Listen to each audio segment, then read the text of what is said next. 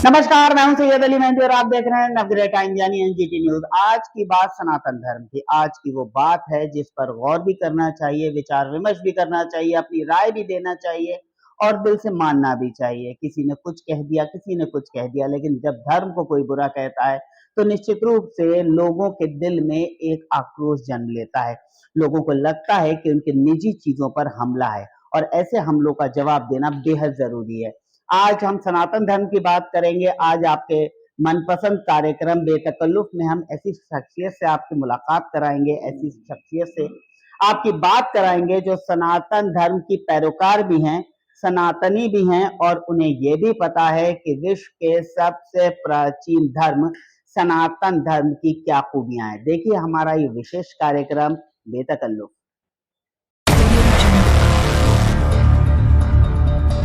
आना है तो आ रहा, हमें कुछ देर नहीं है, भगवान के घर देर है अंधेर नहीं है। लेकिन कुछ लोगों ने तो भगवान के अस्तित्व पर ही प्रश्न चिन्ह लगा दिए। सनातन धर्म को लेकर इन दिनों देश में एक अजीब तरह का माहौल देखने को मिल रहा है, क्योंकि दो ऐसे नेता हैं जिन्होंने सनातन धर्म पर टिप्पणी की, जिसके बाद लोगों में उबाल है, आक्रोश है, गुस्सा है। इसी क्रम में हम पहुंचे एक ऐसे व्यक्तित्व के पास जिनका कहना है कि भगवान ही सब कुछ है और वो हमें मिले मंदिर में। आइए हम बात करते हैं रनीता सिंह से। रनीता सिंह भाजपा में महानगर उपाध्यक्ष होने के साथ साथ सनातनी भी हैं और अपने धर्म के बारे में क्या सोचती हैं, क्या इनके कहना है, ये बताएंगे। मैं समस्त सनातनियों को और समस्त देशवासियों को आज आपके इस चैनल के माध्यम से सादर प्रणाम करती हूँ। और जैसा कि आपने पूछा, सनातन धर्म हमारा शाश्वत है, सनातन है, अर्थात जिसका ना कोई अंत है ना कोई आदि है। तो जो अटल है, एक अटल सत्य है और जिसको पहले भी अटल था, आज भी अटल है सनातन और आगे भविष्य में भी अटल रहेगा। तो वो विधर्मी लोग हैं।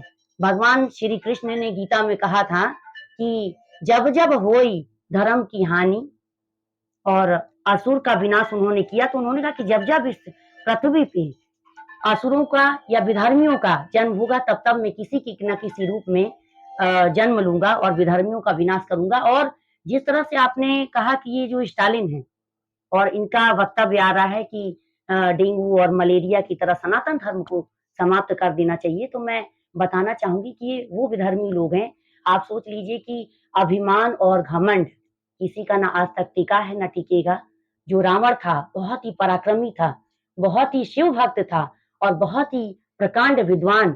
और जब उनका अहंकार उनके आड़े आया तो उनका भी समापन भगवान ने किया। इसी तरह हिरण्यकश्यप थे, उनका भी समापन भगवान ने किया। इसी तरह कंस का वध भी प्रभु श्री कृष्ण ने किया।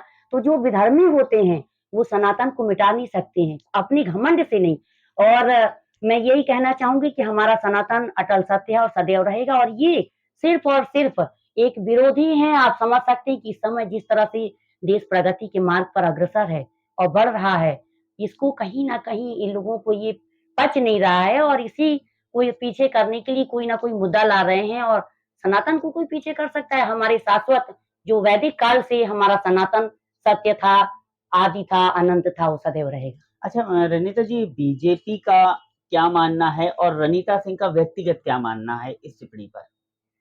देखिए, मेरा ये मानना है कि जिस तरह से भगवान श्री कृष्ण ने कहा कि विधर्मियों का विनाश होता है, मैं किसी ना किसी रूप में आता हूँ और ये विधर्मी लोग हैं और इनका अंत स्वयं प्रभु करेंगे, किसी ना किसी रूप में करेंगे। और इस समय आप देख सकते हैं कि देश के यशस्वी प्रधानमंत्री जी, उत्तर प्रदेश के माननीय मुख्यमंत्री जी, मैं तो उनको एक साक्षात ईश्वर के रूप में देखती हूँ।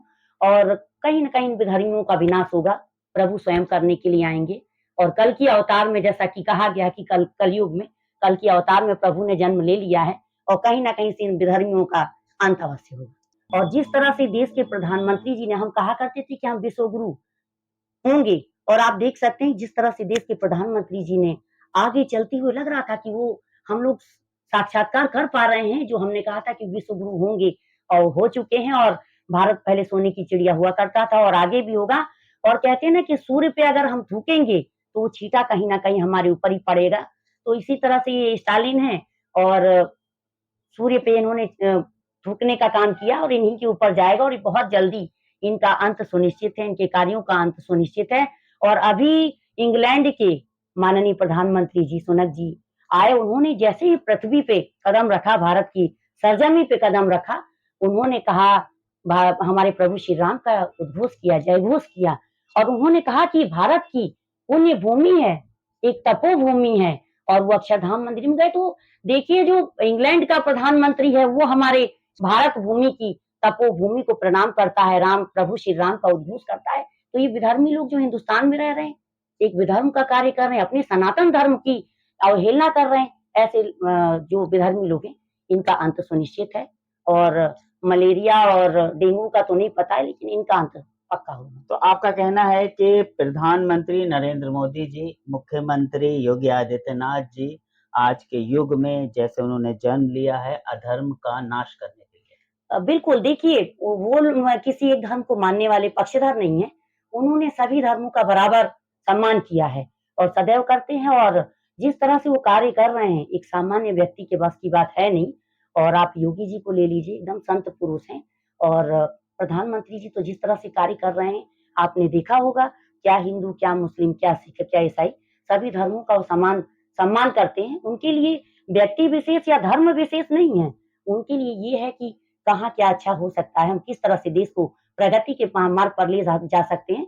और वो आज के युग के प्रभु श्री राम है और योगी जी प्रभु श्री कृष्ण है। इसी तरह से उन्होंने अवतार लिया और आगे देश को बढ़ाएंगे। भारत का नाम विश्व पटल पे, वैश्विक पटल पे इसी तरह से अग्रणी रहेगा।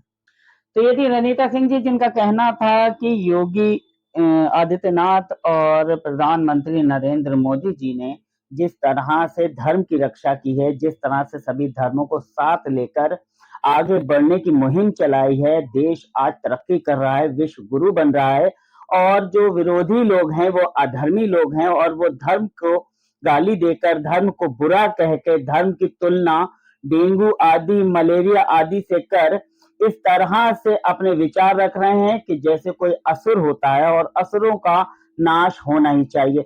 हालांकि देश की जनता आगामी 24 के चुनाव में बताएगी कि किस तरह से वो इस टिप्पणी को लेते हैं, लेकिन निश्चित रूप से व्यक्तिगत तौर पे ये सिर्फ रनीता सिंह जी का नहीं, जबकि मेरा भी मानना है कि सृष्टि के निर्माता को नमन करना आवश्यक है, चाहे वो किसी नाम से करें। और किसी भी धर्म को बुरा कहना या अपशब्द कहना बेहद गुनाह का काम है, चाहे वो कोई भी धर्म हो, कोई भी व्यक्ति हो।